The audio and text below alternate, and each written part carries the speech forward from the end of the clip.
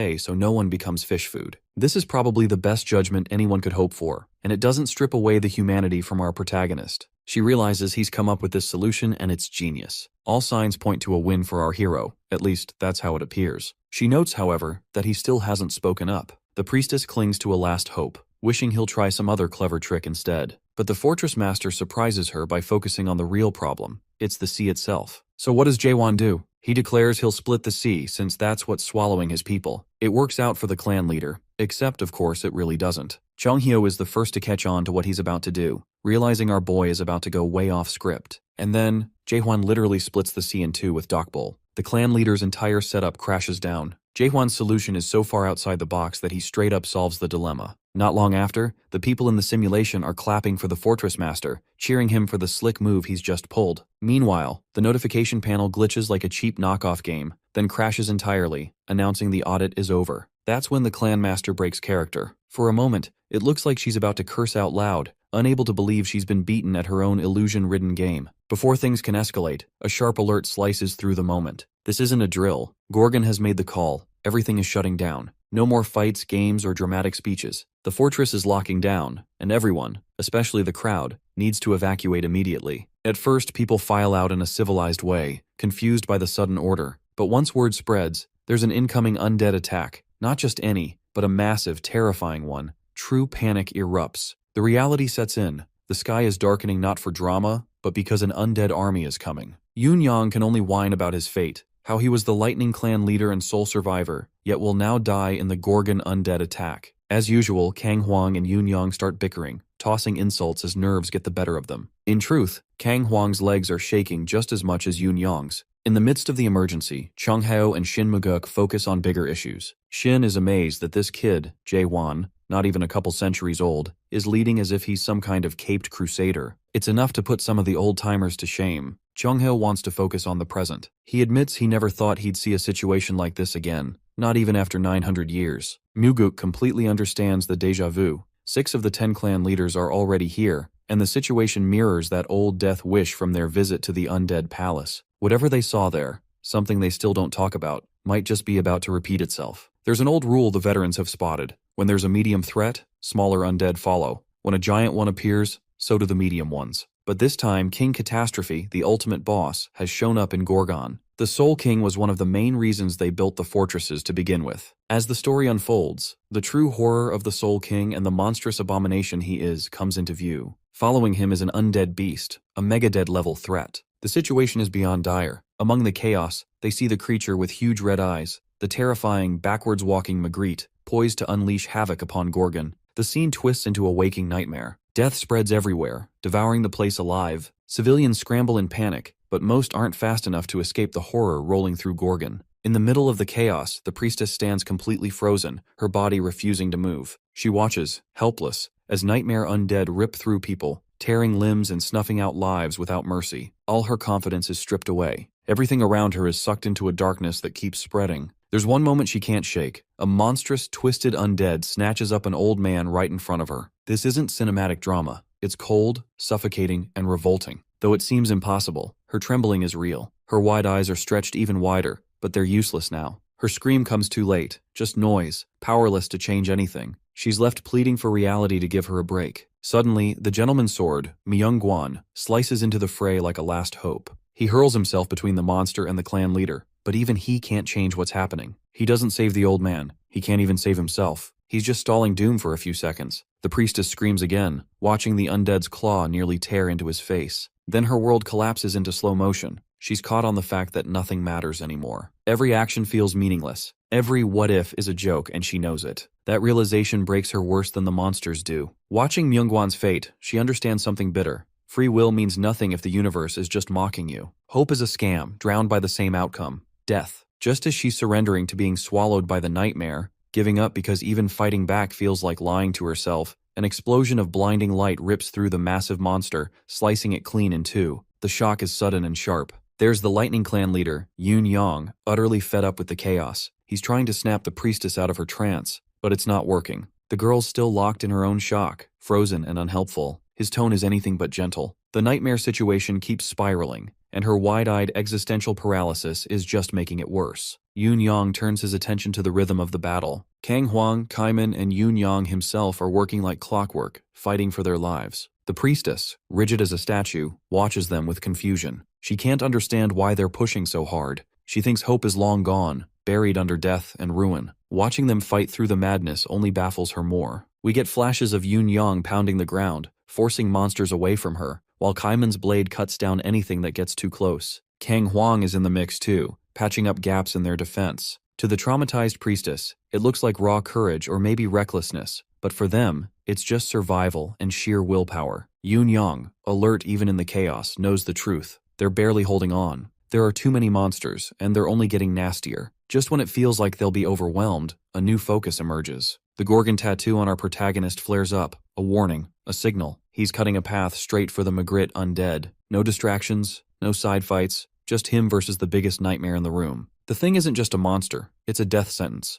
3 cold eyes, jagged teeth, wicked spikes, and claws that promise instant agony. But Jaewon doesn't flinch. He dispatches lesser monsters like they're nothing. His moves are clean, fast, and ruthless. One moment he's thrusting, the next he's slicing, but he keeps his composure, never going full berserk. He knows this enemy is different. The monster bites at anything nearby, turning anyone not quick enough into instant carnage. So our hero keeps his distance, watching, measuring, waiting for the perfect opening. This isn't just a fight anymore. It's a test of survival and strategy. Jaewon, ever the one to bend the rules, knows his best bet is to back up and go long range. That's the plan. Create space, strike from afar, stay alive. But the Magritte isn't brainless. It has its own long-range attack, and it doesn't hesitate. Whatever it's about to unleash is anything but pretty. Our boy barely dodges, scraping by as destruction explodes behind him. The monster readies itself for another round, charging up again. That's when he makes the bold move. Instead of dodging, he braces himself, ready to block the attack, almost as if he's daring to test the very depth of hell. The battlefield goes quiet as the Magritte loads its main mouth for a devastating strike. Cut to Cheongheo, fighting his own monsters on a different part of the battlefield. He's far from panicked like the priestess, but his hands tremble, not from exhaustion, but from memory. The last time something like this happened, the aftermath was a graveyard, and he remembers every loss in excruciating detail. Even with all his experience, he senses the unwinnable nature of this fight. The word hope echoes in his mind, bringing back a memory of Aimul Grochesk,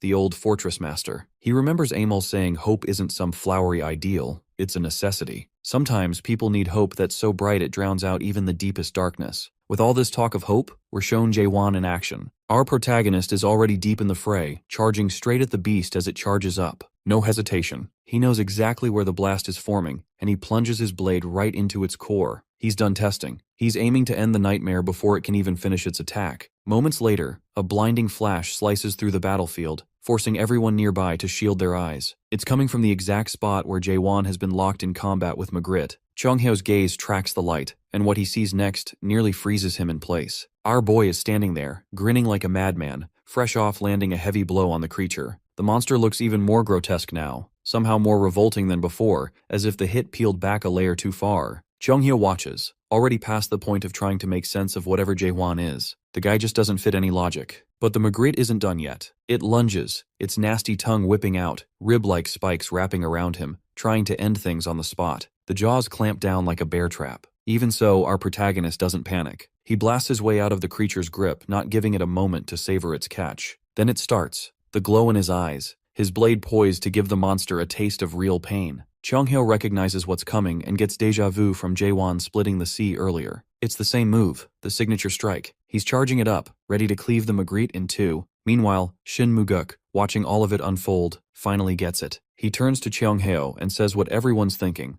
Jaewon is the most reckless person he's ever seen. Cheongheo just grins. Reckless? Sure, but that's exactly what makes him who he is. He'd protect that madness with everything he's got if it came to it. Suddenly everyone else is fired up too. Shin Muguk's ready to leap into action. Even the traumatized priestess clan leader, who'd been frozen like a statue, starts to come around. Maybe that's what was missing. Jaewon, undeniable hope incarnate. Even the savant clan leader decides to show his face, which irritates Cheongheo given his timing. Where was he when things were falling apart? Much as Cheongheo and the others might rally, it's no time for optimism. The 3 big undeads are still running wild. Even so, the squad's giving them hell. Yoon Yang tries to throw shade at Kang Huang, joking about how impressive it feels to be throwing lightning compared to Kang's fire, but it falls flat. He just wants a chill moment to brag about taking down abominations, but Huang's too exhausted to care. He's still hacking through monsters and slinging fire like the Fire King he is, but it's tough to feel invincible when nightmares keep coming, teeth bared, while fatigue keeps creeping in. As long as the three big undead are standing, there's nothing to celebrate. Suddenly, a random girl shows up out of nowhere and throws a rock at one of the monsters Huang's fighting. She's got guts but no sense at all. The massive undead locks its blood-red eyes on her, a puzzle of horror, and lunges, but golden chains snap around it just in time. That's Sir Carlton Javier making his entrance, and he's not alone. He's brought Prime Minister Jurgen Schiever and the rest of the gang. Kang Huang finally lets himself relax and even cracks a smile. Backup's arrival gives him the boost he needs. He's not alone. Shin Muguk is already tearing it up. Everyone in Gorgon is out there, showing what it means to have real heart. We swing back to our hero. He's not just fighting, he's rewriting the rulebook. He carves a hole straight into the Magritte, then finishes it off with a gravity-assisted strike. His blade glows, lighting up the whole Gorgon fortress as if announcing exactly who just dropped the hammer. Fast forward 10 days. The smoke has cleared, damage is being tallied, and there's a wild buzz on the streets. Chaos is alive with the news. 3 of the great undeads, including the dreaded backward Magritte, were taken down by the heroes of Gorgon. The entire population is alive with energy. The scene shifts to Mitchell, who's having a one-on-one with a trainee, or maybe a friend, breaking down what's happened in Chaos, especially in Gorgon. He gives off this vibe that things are improving, but he challenges the other guy to think deeper. Mitchell asks what's really changed since the epic battle 10 days ago. The trainee doesn't get it at first. Mitchell points out that sure, the monsters were beaten, but the aftermath is still rough. Infrastructure's a mess, and life isn't easy. He's not just talking about the clan leader's base being there or the resources pouring into Gorgon's market. It's subtle, but below all the victory headlines and political reshuffles, people on the ground are struggling. The hero wins narrative isn't as clean as it sounds. The real shift is in how people act. There's a bit more cheer, like hope is allowed again. People seem alive, the opposite of what chaos usually is. But Mitchell isn't buying it. He shuts it down quickly. The boy's so focused on the future, he probably didn't see the path of devastation. Mitchell references that wild moment, the black sea of undead sliced open by a single sword. But that spectacle cost real lives. Many of them. Mitchell doesn't fully understand what went down either, but he's piecing it together. Everyone was there. People's eyes were full of hope that night, for real. They're clinging to the half-truth that Gorgon's doing better now, which, in his opinion, is kind of foolish. What really bothers him is that people actually think they can live normal lives in chaos now. Suddenly, a massive explosion-like sound shatters the calm. The trainee flinches, looking around as if they've been dropped into a bombing run. Mitchell, calm as ever with his great horn slung over his shoulder, doesn't blink. He tells him it's nothing new. It's been happening for 10 days straight. The younger guy, wide-eyed, speculates it must be because the 10 clans moved their headquarters there. He gets even more spooked as he realizes that could mean war is coming, or has already started. Mitchell doesn't confirm or deny it. Whatever's going on, it feels like war. Meanwhile, up at the training grounds, we see what Jaewon's been up to. He's not relaxing. The blade wielder has been grinding the clan leaders, training them hard, making sure when the expedition comes, they'll all be ready. A sudden glass-shattering sound hits the scene like a bomb, and Lim Jin-hong's face freezes in sheer disbelief. The man looks like someone just told him the sky's purple. He literally has to ask his subordinates to repeat themselves, word for word, because he cannot accept what he just heard. Apparently, some guys just took out a mega undead. There are only 3 of those monsters in all of Chaos. Slaying one isn't something you do casually. It's only supposed to be possible for someone ranked above a lieutenant general. So no, he's not buying it. He immediately orders his men to dig deeper and figure out what's really happening. Still stuck on it, he's convinced this is one big mistake or some kind of misinformation. What he doesn't know yet is that in 4 days' time, he'll be staring at the complete wipeout of the North Branch of the Forbidden Heaven clan. Not just defeated, but decimated. Meanwhile, over in Gorgon, it's a different kind of chaos. All the clan leaders are gathered, looking like they just walked out of a bar fight. Bumps, bruises, and the whole mess. And there's Jaewon, absolutely unloading on them. Yoon-young, who usually jokes his way through trouble, is on the verge of tears. He mutters something, and our protagonist snaps, calling him out. The fortress master wants to go around the room and give every one of them a reality check. Yoon-young? Fast, but that's all. Kang Huang? Strong, but moves like a rock. Jagal-myun overthinks everything and reacts too late. Jagu Kryong is agile and sharp, but her stamina is trash. Kaiman, though, stands out as the best among them. Solid fundamentals and no glaring weakness. But that's where it ends. He's just the king of average, with no killer edge. To our boy, it's obvious. These folks have been cruising on easy mode for way too long, living off what's been handed to them instead of truly earning it. Chong-heo, who usually laughs things off, actually loves that take. He sticks close to Shin Muguk, agreeing wholeheartedly. But Jaewon doesn't spare him either, calling Chong-heo out for being too weak. Considering these people have lived for 1,000 years or more, it stings. Chonghyo is pissed, but he knows Jaehwan isn't wrong. His memories stretch back 900 years, when the 10 clan leaders were monsters, minimum 7th stage adapters, no joke. Leading the Heavenly Dragon clan, top dog even then, was a 9th stage powerhouse. But even with all those heavy hitters, the one who made them look like amateurs was Mulak, the mayor. That guy was on a different level. Yet even with all that power, the Abyss still chewed through them, because the Abyss doesn't care who you are. It's built to break the best. Our hero isn't impressed with what just went down. He straight up shames the current group for getting this banged up just by wiping out a single branch of the Forbidden Heaven clan. If this is their state now, how are they supposed to face the real HQ in Montichor? Forget the Abyss. They'd get destroyed just knocking on the front door. The Fortress Master's patience runs out. He decides right there and then, it's Hell Week. Hardcore special training, no breaks, no excuses. That's when Jaegil Myun jumps in, trying to inject some reason into the room. He gets the sense that maybe the Fortress Master is out of the loop about how adaptation works. So he dumbs it down for everyone. Everyone here is an adapter, but the real grind starts after that. Going from non-adapter to first stage takes about 10 years. First to second? Try 20. Third stage? 40. It just keeps scaling up, like some never-ending staircase. Living humans can't even begin to dream of reaching the 4th stage. Most would be dead before ever getting there. Meanwhile, Jaehwan has that mischievous glow in his eye, like he's plotting something wild, and the strategist is starting to sense what's up. He suspects our boy is trying to push them all toward awakening. If that's the case, he's got bad news for him. That's not how awakening works. You can't just train for it like earning a gym badge. It hits you out of nowhere, sudden and brutal. Our protagonist is actually stunned for a moment, like he hadn't expected that. But there's still one thread he can hang on to. There's a consistent pattern for those who awaken, and he knows it firsthand. You have to give up your world, not metaphorically, literally. That's when Chonghyo steps in, laying it all out like a prophet. There are 3 stages to becoming awakened, but for now, only the first matters. You destroy the world you came from, the world of adaptation. The life you've lived so far, that home's gotta collapse. Not everyone gets it right away, it's too abstract. So Jagokryong spells it out. Let go of your status, your systems, all the nonsense you've been conditioned to believe. Forget everything you thought was true about power and progress. Yoon Young, for once, finds her words surprisingly insightful. She wonders how a guy like him ever became a clan leader. He doesn't get offended. He's already back to chilling. The man's an overcharged adapter, his potential nearly unlimited. He's got natural ability with everything. When Yoon Young puts it that way, he sounds like some next-level prodigy,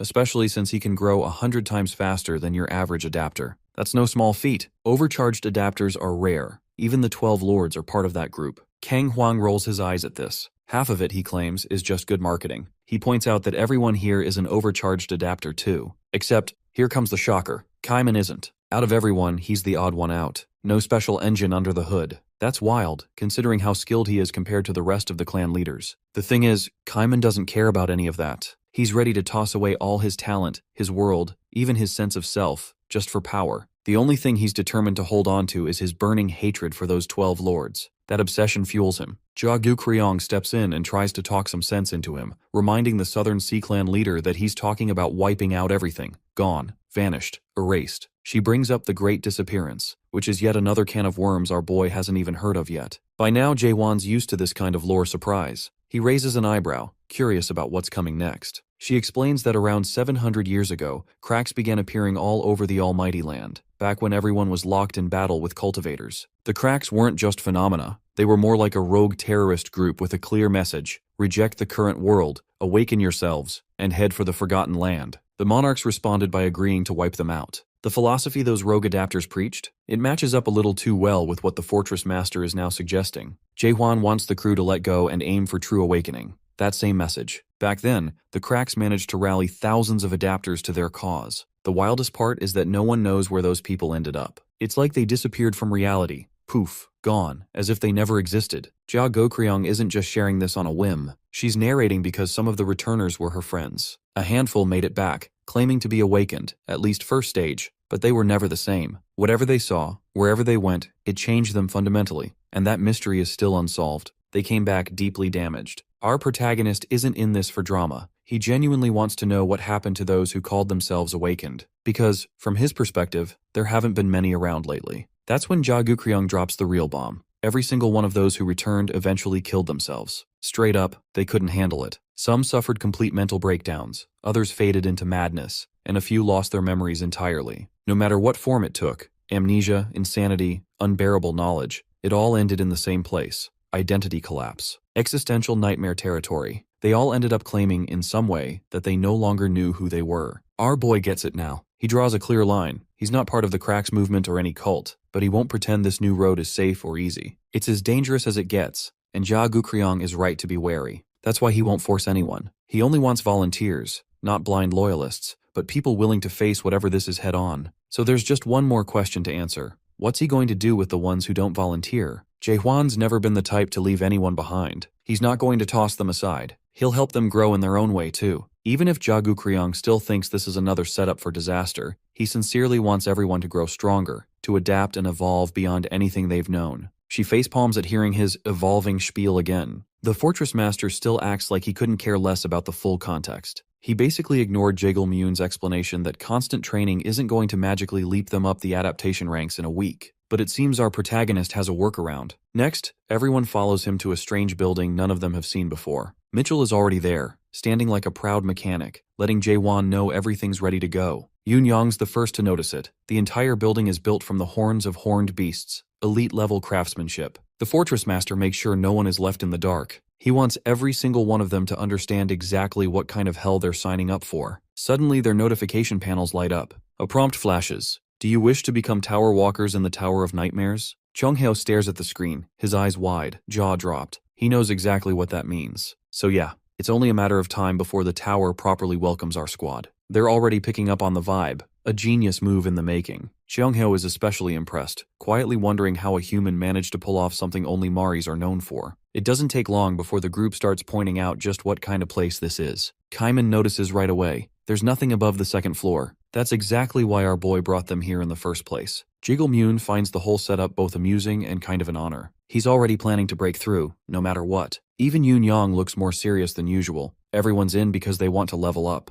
Enough with the admiration. According to the Fortress Master, if they want to stand around gawking, they can do that on their own time. Right now, it's go time. Here's the deal. The training happens in a time-dilated environment where everything moves at 100 times slower than the outside world. 7 days outside means 700 days inside, almost 2 years of non-stop grinding. But there's a catch. The squad needs to watch out for soul corruption. The denser the time, the higher the fatigue. When they push through brutal routines, the risk of corruption can spike past 80%. If that happens, it's instant logout. The loudmouth points out how Jaehwan actually cares about them. Ja Gukryong just stares at him like he's some big shot. Our protagonist's annoyed face says it all. Now comes the split. He already knows some of them aren't down for the awakening process, so he divides them into 2 groups with different training paths. After the split, it's clear Kaiman's the only one gutsy enough to put himself through hell. The others? They pick the alternate adapter route. With that decided, it's rumble time. Yoon-young can't go 5 minutes without irritating someone, showing off his speed by dodging all of Gukryong's moves. She can't stand his smug attitude, feels like he's looking down on her using his Lightning God clan skills. That's when Kang Hwang storms in, going full fire mode, blasting flames everywhere and yelling that destruction beats speed any day. In his mind, smashing faces is far more satisfying than running from a brawl. The Savant clan leader is probably the most full of himself in the group. He throws out the usual condescending remarks, claiming they're all weak and haven't made an inch of real progress. Meanwhile, Shin Muguk just watches silently as 3 of the 4 clan leaders go at it like it's a grudge match. But before we dive too deep into the chaos, we flash back to moments earlier, seeing how the squad planned this whole thing. Kaiman was always going to choose the awakening process, but Gukryong doesn't get how the rest are going to use this tower to level up when everyone else is already maxed out as adapters. The clan leaders are way ahead of non-adapters, and climbing higher isn't exactly easy. According to her, they'd need a god-tier skillbook or some divine revelation to make even the tiniest bit of progress. Naturally, Yoon-young chimes in with his usual shady idea, just steal the skillbooks. It's hard to tell if he's joking, given his sketchy past,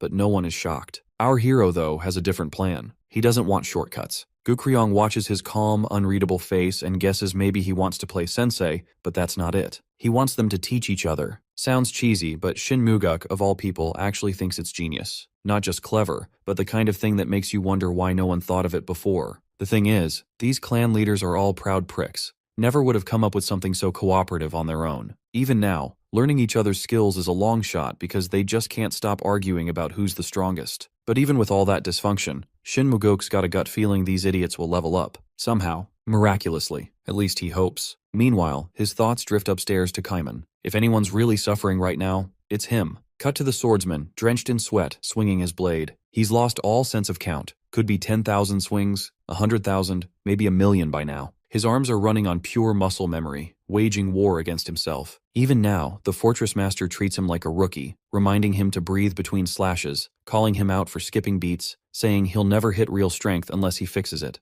Kaiman keeps questioning the process. Is this really how you awaken? Is this what it takes? But Jaewon shuts down that kind of thinking quick. No room for doubt. They talk about why Kaiman's frustrated. It's just being stuck. The only sound beyond the coaching is the swish of his blade. He's not missing the other adapters. He's not even comparing himself to them. He just thinks he's not that talented, not built for this kind of change. But our hero doesn't buy any of that. He draws a line between Kaiman and the overpowered adapter brats with egos the size of continents. The swordsman's not some cocky clan leader. He's got heart, grit. That matters more. Consistency, purpose, and willpower beat raw talent every time. Awakening isn't for the gifted, it's for those who bleed for it. Just when Kaiman's about to doubt himself, the Fortress Master gives him a vote of confidence, makes it clear he trusts him, and asks for trust in return. That spark is all it takes. Kaiman doesn't just swing, he shifts, now hitting with real power. If she didn't know before, she would now. Chung-hyo made up his mind ages ago. He's done with the crack's inhuman psychopaths. That doesn't stop Seola from trying. She's determined to convince him he's got it all backwards, that the cracks are actually fighting for humanity. They're the only ones left who still care. But the mayor isn't buying it. To him, the whole thing's broken.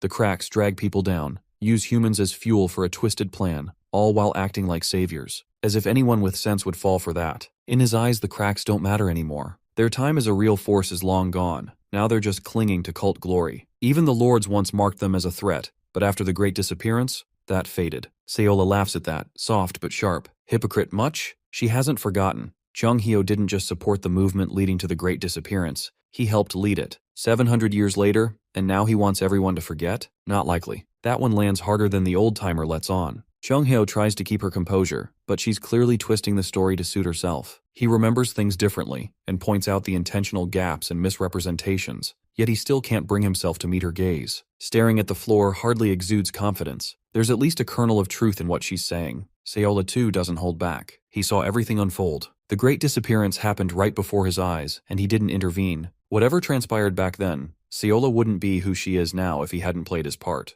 The most disturbing part is that there are still real people in the crack, clinging to his grotesque techniques as if they were gospel. Out there, they're trying to awaken by tearing each other apart, swinging swords, stabbing, dying, and repeating it all in a deranged ritual. Round after round, the violence continues. His past isn't just a lingering shadow, it's still bleeding into the present. Survivors keep swinging their swords, lost in madness. As she pours a glass of wine, harsh flashes of these scenes surface, people killing cultmates in a blood-soaked well. The worst part is that this brutality is the goal. Only a handful survive after slaughtering their comrades to deaden their emotions. They continue, numb, swinging a billion more times without feeling. That numbness, that hollow inside, is built into the process. Awakening requires tearing away what makes you human, just to see what remains. The old man knows this better than anyone. He hasn't met her eyes in ages, dodging a truth he buried deep in avoidance. Suddenly, Seola brings up how all of that leads only to the first stage of awakening, dismantle. But the moment she says it, something in him snaps. He's furious. That's not the right way, nor the right word. His sword is drawn before he realizes it, reflex taking over. It's ironic, coming from someone not even fully awakened. He pulls her into his white world, the same space glimpsed when he treated Mino, a blank canvas still untouched. That's the irony.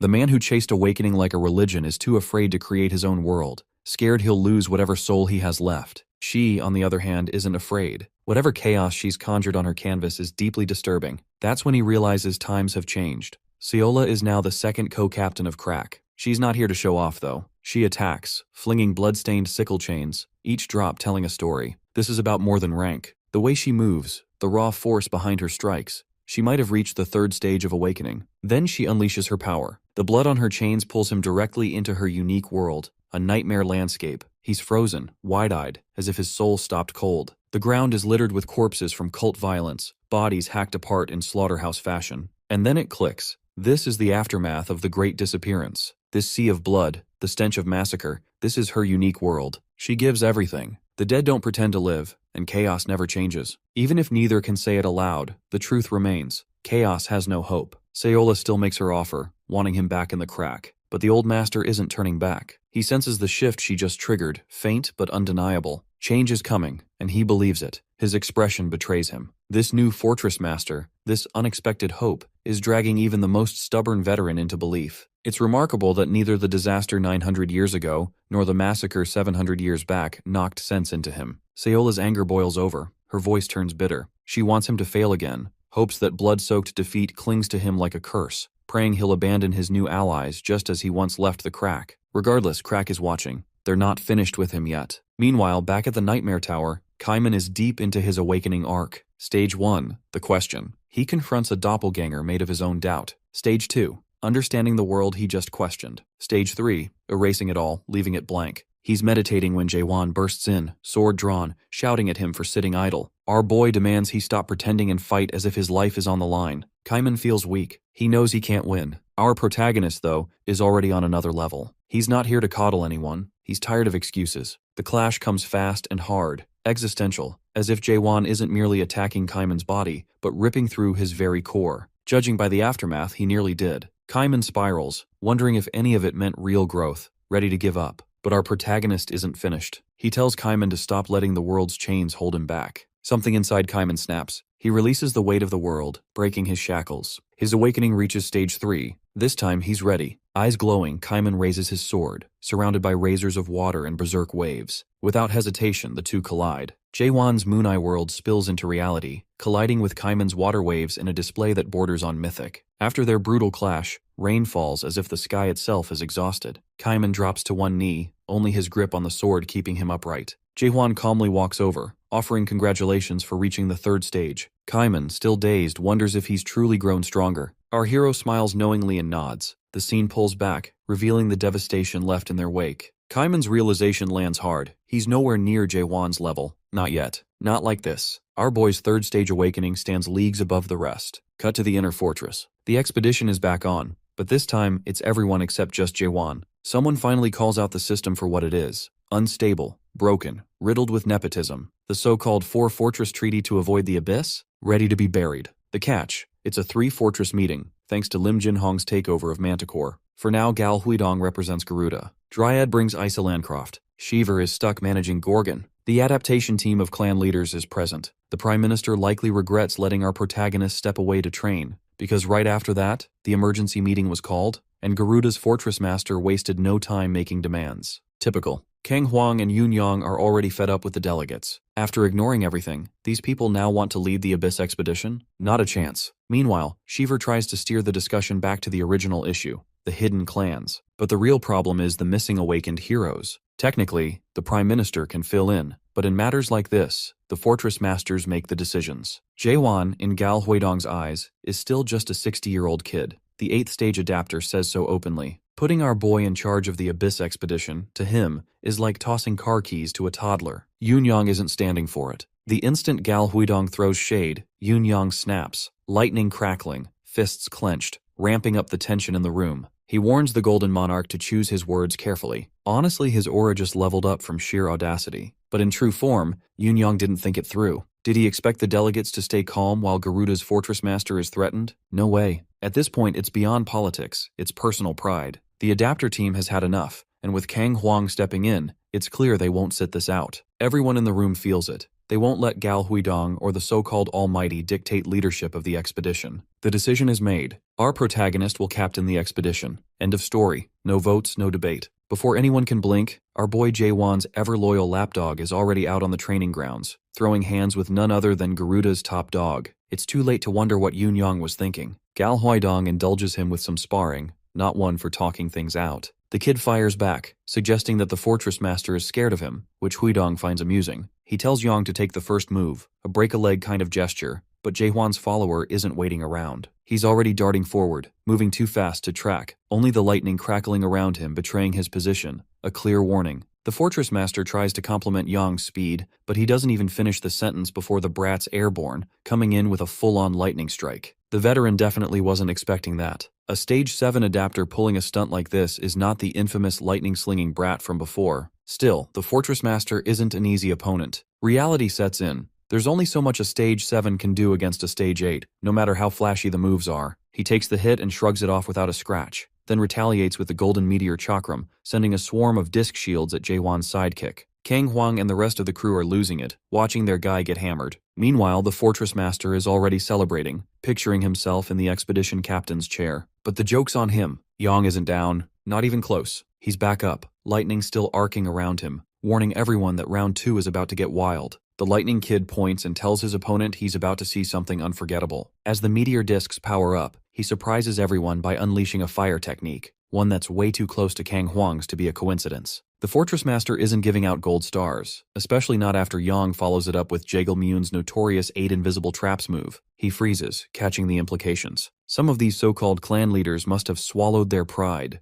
Who trades away a legacy just to get their hands on someone else's technique? It's pathetic, but even the Fortress Master has to admit that pride doesn't pay the bills. Suddenly Yang, knives in hand, closes the distance and lands a brutal hit. The Fortress Master's chest shows the dagger wound. That's enough to make him angry. Maybe the Lightning Brat pushed it too far, because now his opponent isn't holding back. With the meteor chakram accumulating and his aura swelling, Jaewon's follower realizes he's kicked a hornet's nest. Mayhem erupts. Delegates, security, and even the Fortress Master's own men scramble for the exits, trying to escape before the spinning discs tear up the training ground and turn it into a rocky sandstorm. The destruction is immediate, but Isa Landcroft and Shin Muguk remain watching. The Garuda Master calls out the Lightning Brat, taunting him to survive this storm. Catching a bolt of lightning, he suddenly realizes he might have spoken too soon. At the height of the sandstorm, Yang cuts through the rocky tornado, closing the gap with ease. He even gestures mockingly at his opponent, a sarcastic pat-you-on-the-head move. The Storm Slasher counters the Meteor Chakram with the Servant Clan leader's Cloud Dragon series Heavenly Sword attack. In a flash, he's got his knife pointed at the Fortress Master's forehead. Shin Muguk steps in immediately, signaling that things are going too far. The mediator tries to calm the situation, reminding the Fortress Master that this is over. There's no need to summon the Guardian Horn Beast Garuda, an anti-dead god weapon. The Garuda boss pulls back just in time. With disaster averted, the Fortress Master admits defeat and acknowledges that Yang dared to fight like that. Seeing that chaos has been avoided, Muguk announces that since Garuda's master has accepted his loss, he'll be taking on the next challenger for captaincy, and extends the invitation to Isa if she wants in. She wears her timeless tense expression. Then without warning,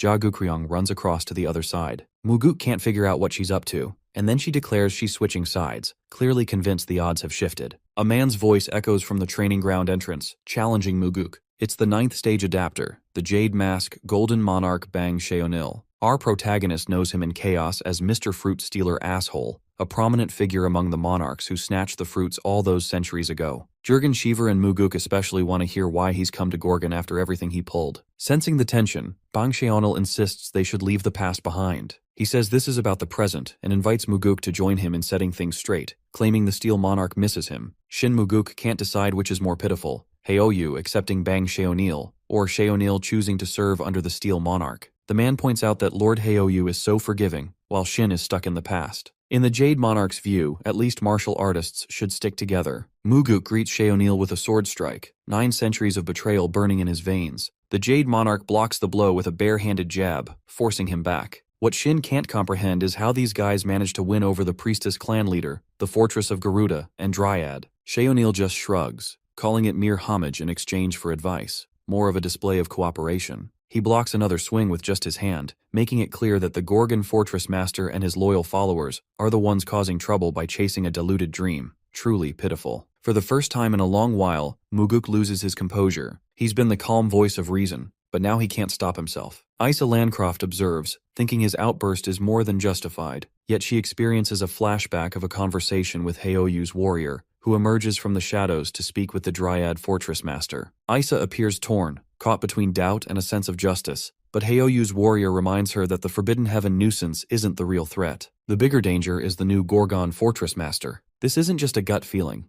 If the Steel Monarch himself thinks Jaewon is dangerous, there's weight to the warning. Our boy has been striving to unite chaos for reasons nobody but he understands. And as ever, with every new threat, there's that persistent, senseless hope of something grander. When our protagonist moves to bring chaos together, bloodshed will follow, unavoidable. Heoyu's warrior tells Isa she knows this already, and there's no point in turning a blind eye. She has 960 years of experience to weigh his claims. He even brings up something that happened 90 years ago as proof, hoping to clear her doubts. She seems convinced at least enough to keep those past mistakes from repeating. Whatever they plan in that flashback, it's about the upcoming Fortress Summit, just a week away. Back in the present, it's clear that Muguk is struggling against Sheonil. The Jade Monarch, while blocking every attack with his palm, tells the old-timer bluntly to give up. Muguk turns to land the Heavenly Sword attack, but Sheonil's only reaction is amused composure. The Monarch blocks the swing with his clenched fist. The gap between a level 8 and level 9 adapter is undeniable. Sheonil leans in, whispering that Shin should pick up some adapter skills and stage upgrades before trying again. In a flash, Cheonil thrusts his palm into Muguk's chest, knocking the veteran back several feet. Even though the strike is uneventful, it's lights out for Shin. Jia Gokryong can only watch, stunned by how overpowered these monarchs are. What's even more alarming is that this Jade Mask Golden Monarch, ruler of the 12th region, isn't even the Grand Monarch. Above him still sits the Grand Monarch, followed by the Lieutenant General, then the Major General. Cheonil is only a Brigadier General, rank 3. Gokryong realizes they have been planning an abyss expedition as midgets, facing giants they can't even reach. Chaos never had the odds on its side. Cheonil turns to a speech, saying these chaos upstarts are in desperate need of a reality check. They might earn their ranks and throw parties down in chaos, but compared to the monarchs, they're nothing. As he's talking, an attack nearly grazes him. Muguk, battered but far from finished, is back on his feet, surprising even Cheonil. All he manages is to stab the monarch's hair, though. The Jade Monarch warns him not to press his luck. Staying in the fight will only get him killed. Shin refuses to back down, spitting that the monarchs only won last time by stealing the resurrection fruits. Chaos lost comrade after comrade, and no one from that day has ever truly moved on. Cheonil watches his old friend's persistence and considers that perhaps Shin has finally chosen death. Muguk charges, fury blazing, aiming to cut him down with a sword strike that's noticeably different. Cheonil's face finally changes as Muguk switches to the heavenly destroyer form. Still, the monarch neutralizes it with his bare hand, activating the bottomless pit technique. Maybe they really are not worthy of reaching for the stars. Cheonil grabs Shin's face, reminding him that they couldn't change anything 900 years ago, and they're sure not going to change anything now. Jiggle-Mun's look makes it clear that Shin is in serious trouble. Cheonil tells him to blame their new master Jae-won for what's about to happen. Suddenly, a figure emerges from the shadows, apologizing for arriving late. It's none other than the ever-drenched awakened one, Kaiman. He steps forward, announcing that the fortress master will be late, and maybe it's best if the fighting is left to him. Water drips steadily as the new Kaiman draws his sword. Prime Minister Jurgen Shiver, hearing of Ji-won's delay, already doubts the squad will even make it past the starting line. Still, Kaiman signals to Shiver that he's got this under control. There's plenty of doubt. After all, even Shin Muguk, with all his grit, couldn't manage to win against Bang Cheonil. Yet Kaiman doesn't even blink. He stands calm, absolutely sure of himself. At the same time, Kaiman tells the other clan leaders to evacuate the rest, get them as far from danger as possible. Jiggle-Mun suggests teaming up against Bang Cheonil might be the smarter move, but Kaiman is clearly working some angle the others don't see. He steps forward, prepared to face the Jade Face asshole alone. Kaiman knows exactly who the Jade Mask Golden Monarch is. What Bang Cheonil fails to realize, at least at first, is who he's up against. Then it clicks. This is the same weakling from back in the day, the one not strong enough to make the expedition cut. Kaiman gives a nod. Bang Cheonil hopes the kid's improved, because he's done wasting time on the weak. Kaiman welcomes the chance. He'd be more than happy to teach his opponent a lesson. Kaiman pulls his sword against Bang Cheonil, and the monarch's eyes light up. Bang Cheonil tries the same grab-and-push move he used on Shin Muguk, but Kaiman reads it like a book, as if it's happening in slow motion. That rattles the monarch just a bit. Bang. Moments later, Bang Cheonil's hand twitches, like it's been shocked. The Jade Monarch looks more amused than angry. He watches, curious, wanting to know what kind of technique that was. It's not the same as Jae-won's signature thrust, but it's just as strong as any normal one. Kaiman makes it clear, he's not holding back. Every thrust from here will be at full power, and Bang Cheonil better not mistake him for some weakling. Unless, of course, the monarch actually wants to die. That line alone stokes Bang Cheonil's temper. The nerve of this punk, thinking he can take out a brigadier monarch. He manifests a dark, monstrous claw from his hand, but Kaiman doesn't flinch. He pierces the incoming monstrosity like it's tissue. Apparently, Kaiman crossed a line. In a heartbeat, those creepy dark claws come at him from every direction, yet he stands composed. Right then, a flashback hits. Our boy Jae-won congratulates Kaiman for reaching the 3rd stage of awakening. Even in that moment, Kaiman's got doubts. Still that humble guy, wondering if he's worthy. But our protagonist lays it out. Kaiman has been grinding for far more than just 2 years. 10 billion thrusts? That kind of madness doesn't happen in 700 days. Time bends wild on the 2nd floor of the tower. It's a whole different, crazier, time-dilating beast than the first. Back in the present, Kaiman's glowing again, ready to tear Bang Cheonil apart. With a single swing and thrust, he slices through the claws, and the monarch finally realizes he's facing an awakened opponent. He'd heard about Jae-won being big news, but never imagined Gorgon had another awakened beast. Kaiman gathers roaring torrents of water, looking absolutely majestic. Bang Cheonil scoffs, acting above such a move. But as massive waves rise, Kaiman surges forward with a powerful thrust, riding through the water like a torpedo. Panic creeps onto Bang Cheonil's face as the waves crash over him, washing away his arrogance. Water crashes all around, drenching the field, and Kaiman stands tall, sword in hand. Bang Xianil is dropped to one knee, his royal smugness gone. Kaiman is ready to finish it, but Jia Gukryong, the priestess clan leader, steps in and cuts him off. He's confused. She's switching sides as if it's all a game. She tells him to stand down. 2 years of training isn't enough to face a monarch. If this were the old Kaiman, maybe that would have shaken him. Maybe he'd have doubted himself. But this Kaiman? Not a chance. It hasn't been just 2 years for him. He's been grinding for 200 years, breaking himself in that tower again and again, becoming something new entirely. Kaiman launches a brutal helix death blow aimed to end the Jade Monarch. The attack is wild, leveling everything nearby. Jurgen Shiver and the others stand there, stunned, realizing the monsters they've nurtured. Shin Muguk understands now. Kaiman actually did it. He killed the bastard. It all makes sense to the others. Our hero didn't just send Kaiman because of a schedule delay. Jaehwan knew they were growing too dependent on him, and that it was time for them to stand on their own feet. Kaiman proved just how capable they've become. That showdown was absolute slay. The news is exploding everywhere. Kaiman, the Southern Sea Clan leader, didn't just go up against the Jade Monarch, he finished him for good. It's the sort of headline that sends shockwaves across the entire continent. Isa Landcroft is reading about it when Kaiman shows up, and she still has that lingering conflict in her gaze. She doesn't hold back her real concerns, though. She's genuinely worried that he might actually be considering teaming up with Jaehwan against those at the Regeneration Palace. Taking down the Jade Mask Golden Monarch was huge, yes, but at the end of the day, he was still only a brigadier general. That's entry-level stuff compared to what's coming.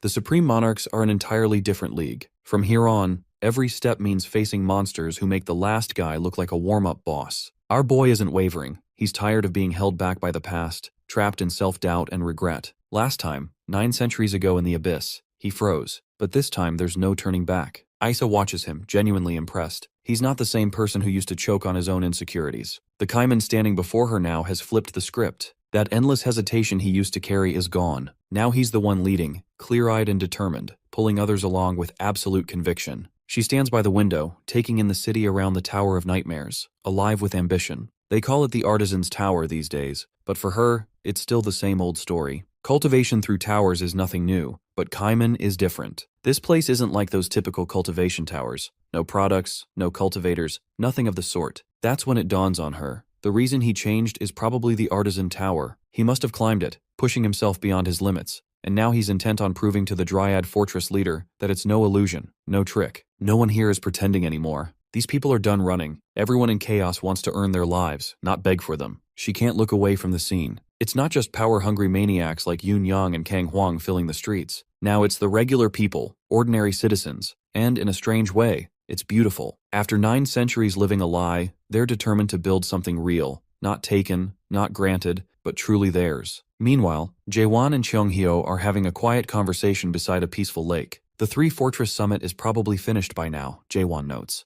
Cheonghyo agrees, and the topic shifts to Kaiman. Jaehwan teases that maybe Kaiman's even stronger than his old friend now, which gets under Cheonghyo's skin. He might be annoyed, but the truth is, this kid is centuries younger and could probably best him in a fair fight. Then Jaehwan gets serious. Why start over from scratch? Cheonghyo's awakening was brutal, violent, and traumatic. He never made it to the 3rd stage, bailing before he could. Now he wants a new path, a clean awakening, not one bathed in regret. Cheonghyo slips into memories of his time in the crack, of nights spent crawling out of the mud with nothing but that same cursed word, dismantle. No variation, no freedom, just grotesque survival in a whirl of blood. First came dismantle, then assemble, and finally, self-surrender. A cycle so rigid and cruel it might as well have been carved in bone. We see flashes of him, soaked in blood, repeating the same ritual again and again. He knows it wasn't a profound awakening. It was just a meat grinder with a fancy name. Back then, muttering dismantle every time, there were no questions, just instinct. The assemble stage never brought him pain. There was no space for feeling. But Jaehwan? That guy's existence is built on questions. Everything in our protagonist's journey is a why.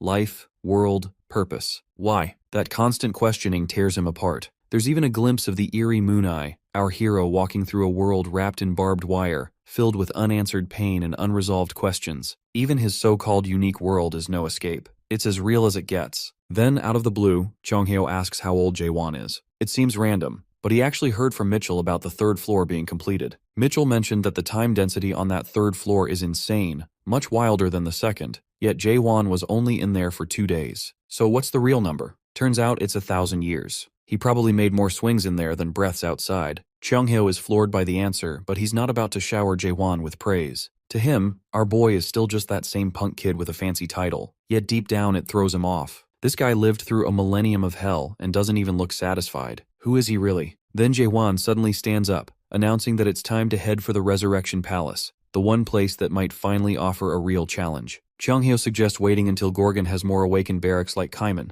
but our protagonist has already run the scenarios in his head. He knows the monarchs aren't just waiting for new awakeners. Sit around and they'll strike first. The plan is simple: make a move before the enemy expects it. He doesn't want to raise the place, just grab the key pieces in the Resurrection Palace. Chung-hyo gets it. The real target is the Mayor's Treasure, an artifact that blurs the line between the living and the dead. And then there's the Narrow Gate, a passage into chaos while alive. If they destroy it, the monarchs lose their monopoly. Without hesitation, Jae-hwan and Chung-hyo make for Manticore, where the path to the Resurrection Palace begins. Chung-hyo knows this won't be easy. They're walking straight into a trap set up for Jae-hwan, but that's just how it is. And our boy? He walks right up to the gate, throws it open without blinking, and says what he always does. If it comes to that, if chaos comes crashing down, he'll do what he's always done: burn through it. Jae-hwan charges into Manticore Fortress with zero plans. No sneaking, just full send. Chung-hyo suggests they could have slipped in quietly through the alley, but our boy's set on doing this loud. They'll need all their strength for what's coming, and Manticore isn't even the final boss. He unleashes his aura, draws Doc Bull, and goes feral, thrusting, swinging, and slashing like a storm. Meanwhile, Lim Jin-hong watches the chaos unfold on his holographic screen. Every rumor about Jae-won? All true. With reports of the Northern Forbidden Heaven base and the Path of Waves, everything finally clicks for him. If only he'd gotten that highlight reel a bit earlier. The irony isn't lost. He's supposed to hunt down this so-called product for the Pitch Darkness Lord, and now here it is, stomping right up to his front door, loud as hell. A female voice cuts in, clearly thrilled to see the battlefield being wiped clean. She's not curious anymore about why the Pitch Darkness Lord wants this product. This is no routine logistics run. Siren dances with excitement as Doc Bull flashes across the screen, grinning wildly. Lim Jin-hong tells her to watch her language, not even pretending to be impressed. She drops onto the throne beside him like it's her personal couch. He's uptight about Miram etiquette and protocol, while she couldn't care less. She's here for the spectacle. Our protagonist is out there erasing people one by one, each dropped with a single blow. Listening to her commentary grates on Lim Jin-hong's nerves, but she didn't show up just to annoy. She came to deliver news. The Jade Mask Golden Monarch, Bang Sheonil, appeared in chaos. He already knew Bang had been stirring up Garuda and Dryad fortresses, trying to sway the fortress masters, and helped wipe out the undead they'd sent there. Brief flashes show the carnage left in his wake, twisted remains of those abominations. What gets under Lim Jin-hong's skin most is how these monarchs treat the treaty to stay out of chaos like a joke. First the Pitch Darkness Monarch, now the Steel Monarch, just another proxy war, a game. It's true, but Siren isn't here for gossip. She brings the real bombshell.